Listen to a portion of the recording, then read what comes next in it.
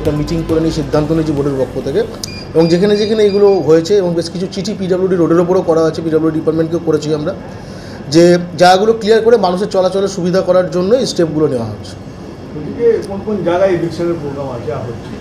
আপাতত 18 নম্বর ওয়ার্ড আমাদের কমপ্লিট, একটা হয়েছে, আর বাকিগুলো নোটিশ করা হয়েছে, সময় দেওয়া হয়েছে, একটা সময়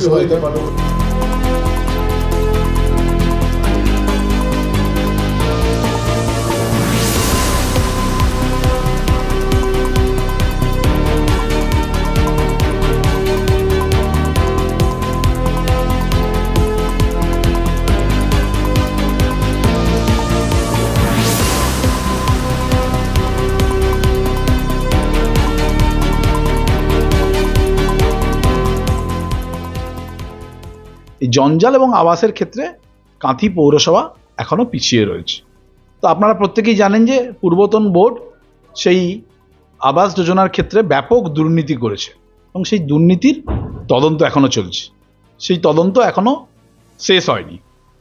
তো আমরা আবেদন জানাবো যে যত দ্রুত সেই তদন্ত শেষ করতে হবে। আমি দায়িত্বে আসার পরে কাঁথি শহরে যানজট নিয়ে যে মূল সমস্যা যানজট, সেই যানজট নিয়ে আমরা বহুবার রাস্তায় নেমেছি, বিভিন্ন দোকানদারকে তার বাড়তি পসরাগুলো গুটিয়ে নিয়ে আমাদের সেই সামনের জায়গাগুলোকে ফাঁকা করার ব্যবস্থা করেছি। আমি দায়িত্বে আসার পর প্রায় 5 ফেজে কাঁথি পৌরসভায় আমরা আবাস যোজনার টাকা বন্টন করেছি।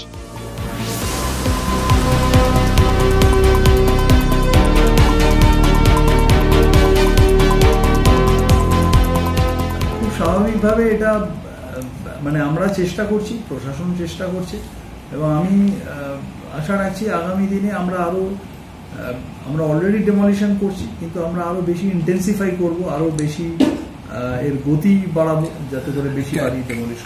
সব বাড়িগুলোর ক্ষেত্রে, ফ্ল্যাটগুলোর ক্ষেত্রে প্রচুর কোর্ট কেস হচ্ছে, এবং তার থেকেও আরেকটা ব্যাপার হচ্ছে আমাদের যখন কর্পোরেশন থেকে বা গভর্নমেন্ট থেকে যখন আমরা কোনো বিল্ডিং ডেমলিশ করি, তার একটা নিয়ম থাকে, তাকে হিয়ারিংয়ে ডাকতে হয়, তাকে আমাদের সেলফ ডেমলিশন নোটিশ দিতে হয়, তারপরে কিছুদিন ওয়েট করতে হয়, তারপর ডেমলিশন করার ব্যাপার থাকে। তো এই একটা প্রক্রিয়া থাকে। তো ন্যাচারালি এটা হঠাৎ করে গিয়ে আমার আজকে হলো, আমি কাল ভেঙে দিলাম, এটা তো করা যায় না।